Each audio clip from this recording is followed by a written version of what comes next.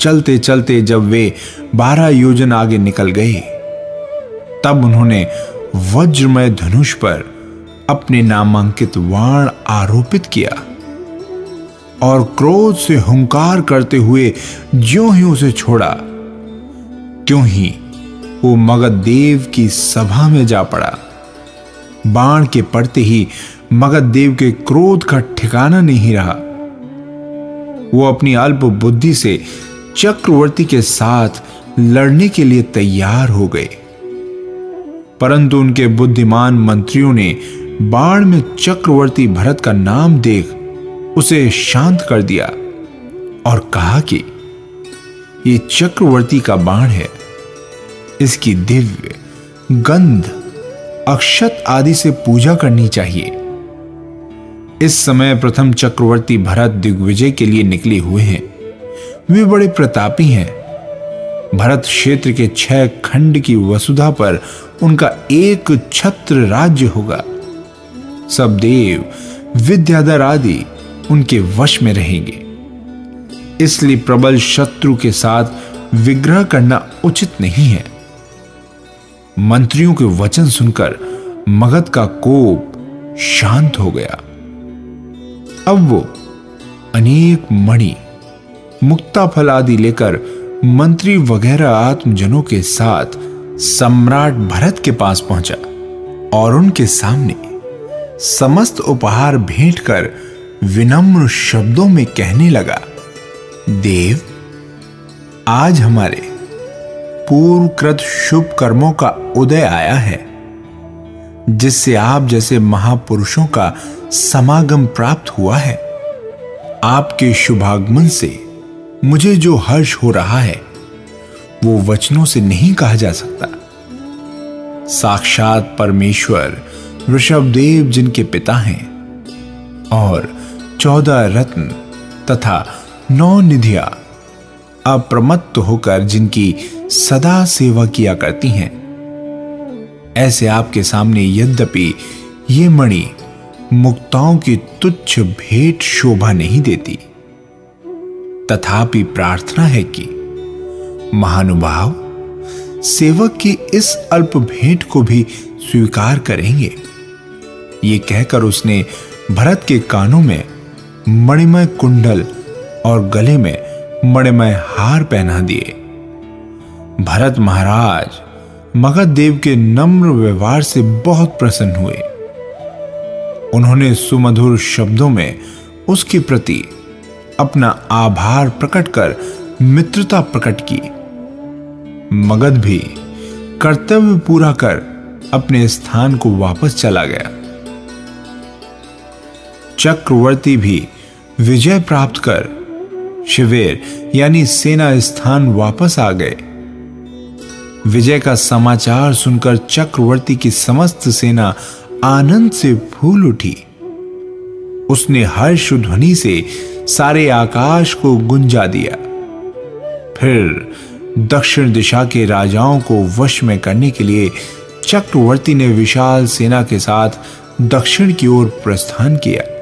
उस समय भरत महाराज उपसागर और लवण सागर के बीच में जो स्थल मार्ग था उसी पर गमन कर रहे थे। वहां उनकी वो विशाल सेना लहराते हुए तीसरे सागर की भांति जान पड़ती थी। इस तरह अनेक देशों का उल्लंघन करते और अनेक राजाओं को अपने अधीन बनाते हुए भरत जी इष्ट स्थान पर पहुंचे। वहां पर उन्होंने इलायची की बेलों के मनोहर वन में सेना को ठहराकर पूर्व की तरह वैजयंत महाद्वार से दक्षिण लवणोदधि में प्रवेश किया और 12 योजन दूर जाकर उसके अधिपति व्यंतर देव को पराजित कर वे वहां से वापस लौट आए। फिर उसी समुद्र और उप समुद्र के बीच के रास्ते से प्रस्थान कर पश्चिम की ओर रवाना हुए। क्रम क्रम से सिंधु नदी के द्वार पर पहुंचे। वहां उन्होंने द्वार के बाहर ही चंदन, नारियल, एला, लवंग आदि के वृक्षों से शोभायमान वनों में सेना ठहराकर पहले की तरह लवण समुद्र में प्रवेश किया और 12 योजन दूर जाकर व्यंतरों के अधीश्वर प्रभास नामक देव को पराजित किया। विजय प्राप्त कर लौटे हुए सम्राट का सेना ने शानदार स्वागत किया। इस प्रकार पूर्व, दक्षिण और पश्चिम दिशा में विजय प्राप्त कर चुकने के बाद भरत जी उत्तर दिशा की ओर चले। अब तक उनकी सेना बहुत अधिक बढ़ गई थी, क्योंकि रास्ते में मिलने वाले अनेक राजा मित्र होकर अपनी अपनी सेना लेकर उन्हीं के साथ मिल जाते थे। जब वो विशाल सेना चलती थी तब उसके भार से पृथ्वी, पर्वत और पादप सभी कांप उठते थे। उसकी जय ध्वनि सुनते ही शत्रु राजाओं के दिल दहल जाते थे। चलते चलते चक्रवर्ती विजयार्ध पर्वत के पास पहुंचे।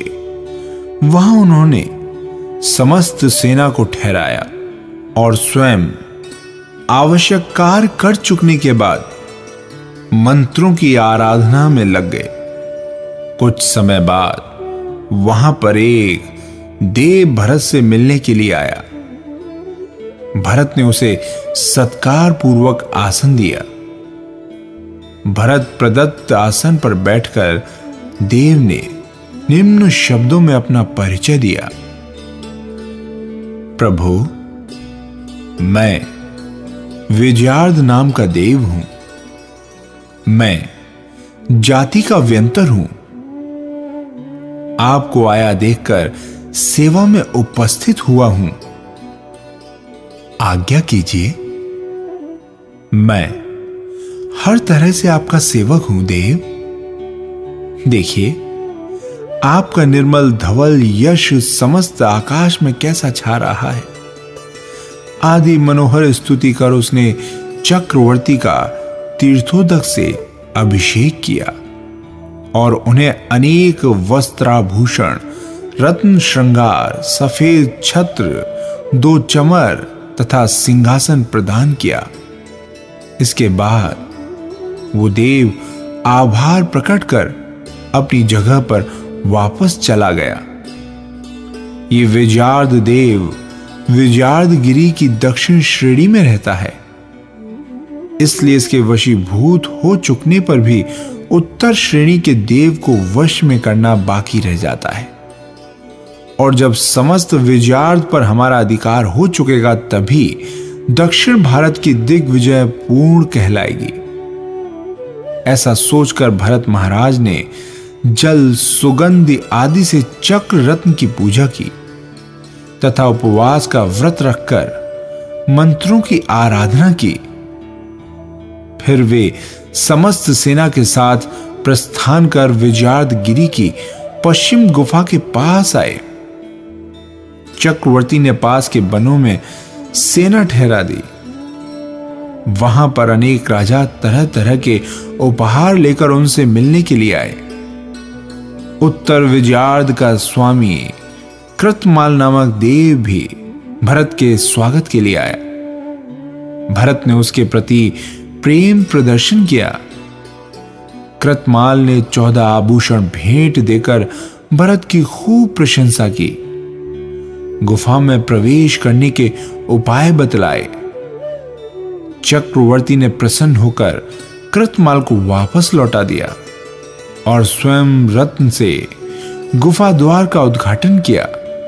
उद्घाटन करते ही जब उसमें से चिर संचित ऊष्मा अर्थात गर्मी निकलने लगी, तब उन्होंने सेनापति से कहा कि जब तक यहां की ऊष्मा शांत होती है तब तक तुम पश्चिम खंड पर विजय प्राप्त करो।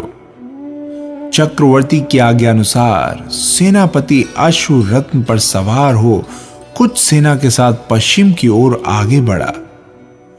उस समय उसके आगे दंड रत्न भी चल रहा था। याद रहे कि भरत सेनापति हस्तिनापुर के राजा सोमप्रभ का पुत्र जय कुमार था। वो बड़ा वीर, बहादुर और निर्मल बुद्धि वाला था। जय कुमार ने दंड रत्न से गुहा द्वार का उद्घाटन किया।